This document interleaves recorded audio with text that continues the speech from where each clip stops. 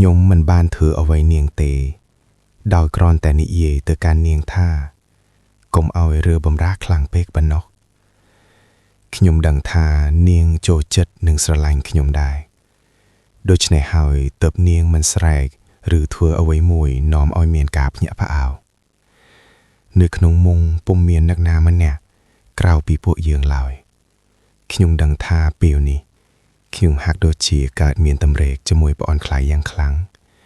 ដោយហាក់មិនចង់ចេញពីក្នុងមុងសោះតែចំពោះនាងវិញបែរជាប្រាស់ខ្លួនគៀងផ្កាប់មុខដោយមិនបានគិតពីដងខ្លួនដែលគ្មានអ្វីបិទបាំងឡើយពេលនេះនាគរាជរបស់ខ្ញុំកំពុងតែពង្រីកខ្លួនបះឡើងយ៉ាងពេញទំហឹងខ្ញុំបើកភ្នែកមើលត្រកេកនាងពីខាងក្រោយស្ទើរមិនឃើញពេលដែលគ្មានសម្ពាធបិទបាំងនោះបញ្ជានេះគ្រាន់តែជាប្រឡោមលោកសម្រាប់អានកំសាន្តប៉ុណ្ណោះហាមដាច់ខាតយកគំរូតាមសាច់រឿងនេះមានថ្ងៃមួយខ្ញុំបានធ្វើដំណើរទៅកាន់ទីរួមខេត្តដើម្បីទិញទំនិញមកភ្នំពេញព្រាលដល់ខេត្តភ្លាមខ្ញុំក៏ទូរស័ព្ទឲ្យប្រពន្ធខ្ញុំមកជួយការងាររកទំនិញតែនាងជាប់រវល់រួចក៏ឲ្យភួនថ្លៃមកជំនួសវិញដើម្បីជួយកត់មុខទំនិញនៅចំការនិងជួយមើលការខុសត្រូវផ្នែកចិញ្ចៀងផងពេលមកដល់ចំការពួកយើងក៏ប្រញាប់រស់រាំងត្រិនទំនិញដើរលើឡានរវល់ជាប់ពេញមួយថ្ងៃរហូតដល់ល្ងាចម៉ោង 6 ទើបរៀបចំទុកដាក់ទំនិញរួចរាល់ដោយព្រឹកឡើងនឹងធ្វើមកភ្នំពេញវិញពេលយប់មកដល់ខ្ញុំនិងព្រួនថ្លៃក៏នាំគ្នាទៅសម្រាកនៅផ្ទះរបស់មួយរួចក៏នាំគ្នាពិសាបាយនិងជជែកគ្នារហូតដល់យប់រួចក៏ចូលសម្រាករៀងៗខ្លួននៅលើផ្ទះតាមស្រុកចំការគ្មានពន្លឺភ្លើងសម្រាប់អ៊ុតបំភ្លឺនោះទេហើយហូបខ្យល់ផងដែរនៅក្នុងមុងខ្ញុំដេកតាអាងចំណែកប្អូនថ្លៃខ្ញុំនាងគេងនៅមុងមួយទៀតតែគេងទល់ក្បាលគ្នាយប់កាន់តែជ្រៅខ្ញុំចេះឮសំឡេងនាងរើខ្លួនចុះឡើងដោយគិតថាប្រហែលជាស្អ៊ូស្អាប់ហើយព្រោះគ្មានខ្យល់អាកាសបន្តិចសោះដោយរំខានដំណេកពេកខ្ញុំក៏លូនក្បាលទៅសួរនាងតិចអានុចអូនឯងគេងរើម្ល៉េះរួចក៏លូកដៃទៅរកដៃរបស់នាងដោយតែថ្មតែនាងហាក់មិនដឹងសោះខ្ញុំជាជាមសួរនាងតិចច្រើនដងនឹងតែដៃនាងផងតែនៅតែគេងមិនដឹងដដែលអត់ទ្រាំមិនបានខ្ញុំក៏ដាច់ចិត្តចូលទៅក្នុងមុងនាងតែម្ដងរួចក៏បន្តតែនាងបាតជើងនាងទៀតពេលនោះខ្ញុំដឹងថា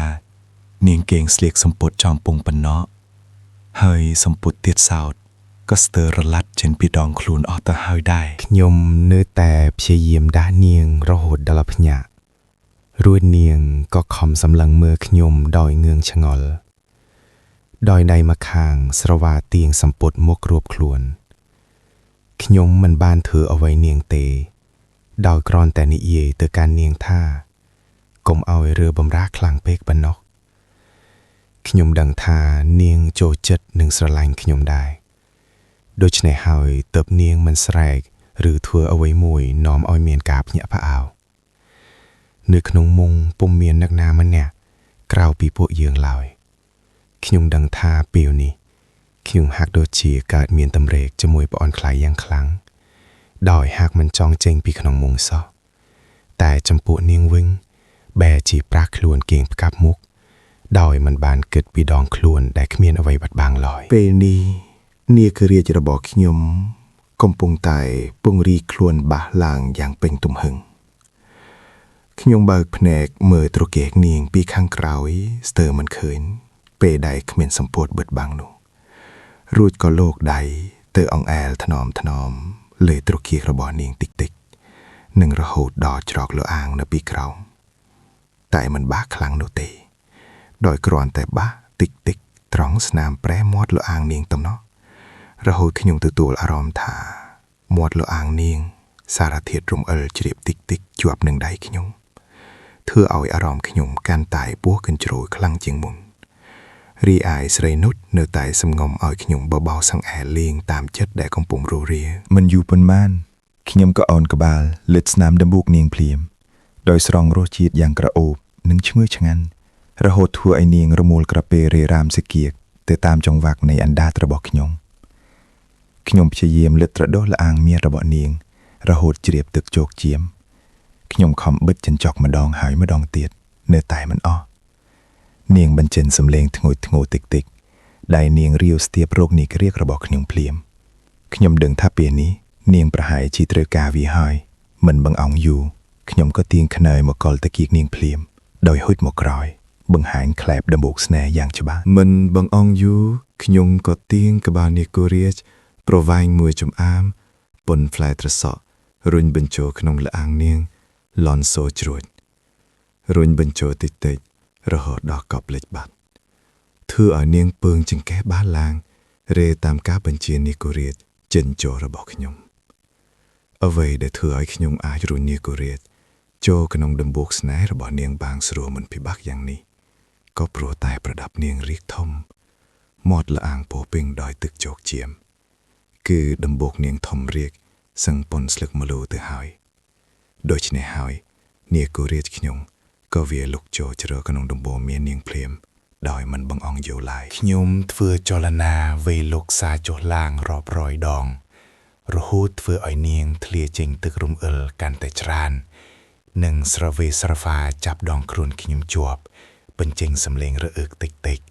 ញ័រខ្លួនទៅត្រើកបញ្ជាក់ថានាងបានទទួលសេចក្តីសុខពីការរួមភេទនិងមកដល់ទីមុនខ្ញុំជាច្រើនដងបាត់ទៅហើយខ្ញុំចាប់ផ្ដើមទាញខ្លួននាងបង្វាយឲ្យដេកផ្អៀងវិញម្ដងរួចក៏ចាប់ផ្ដើមសុកបញ្ចូលដំបងទើបពីខាងក្រោយ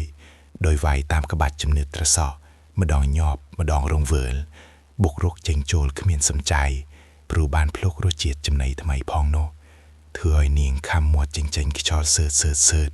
ទទួលយកភាពសុខស្រួលគ្មានដែនកំណត់លេងក្បាច់នេះមួយសន្ទុះខ្ញុំក៏ដេកផ្ងារួចឯអានុចឡើងពីអង្គុយពីលើខ្ញុំម្ដងគ្រាន់តែឡើងភ្លាមនាងចាប់ផ្ដើមរែងចង្កេះដោយតបោកិនម្សៅដៃទាំងពីររបស់ខ្ញុំក៏មិនទុកឲ្យនៅទំនេរដែរគឺបានច្របាច់លេងកូនភ្នំទាំងគូរបស់នាងបណ្ដាផងដែរធ្វើឲ្យនាងរមូលខ្លួនរែងកាន់តែខ្លាំងស្ទើរតែដាច់ស្នូលរបស់ខ្ញុំទៅហើយចំណែកខ្ញុំក៏ចាប់ផ្ដើមបង្កើនការវាយលុកជួយទប់ពីខាងក្រោមកាន់តែខ្លាំងរហូតដល់នារៀតព្រួពេเป็นលាងនាងដែរនៅទីបញ្ចប់យើងក៏បានដកត្រោយរៀងខ្លួននិងដេកអបគ្នាទាំងហត់គូភូពេនដោយសេចក្តីសុខពូយើងដេកលងលោរហូតដល់មន់រងាតជិតភ្លឺក៏ចាប់ផ្ដើមបើកឆាកប្រយុទ្ធជាលើកទី2ទៀតមុននឹងចាកចេញធ្វើដំណើរមកកាន់ភ្នំពេញវិញចាប់ពីពេលនោះមកខ្ញុំនិងស្រីនុចប្អូនថ្លៃស្រីរបស់ខ្ញុំតែងតែស្កាត់ជួបគ្នានិងរួមភេទជាមួយគ្នារហូតដោយយើងរក្សារឿងនេះមិនឲ្យលេចលឺដល់ប្រពន្ធខ្ញុំនិងគ្រួសារឡើយ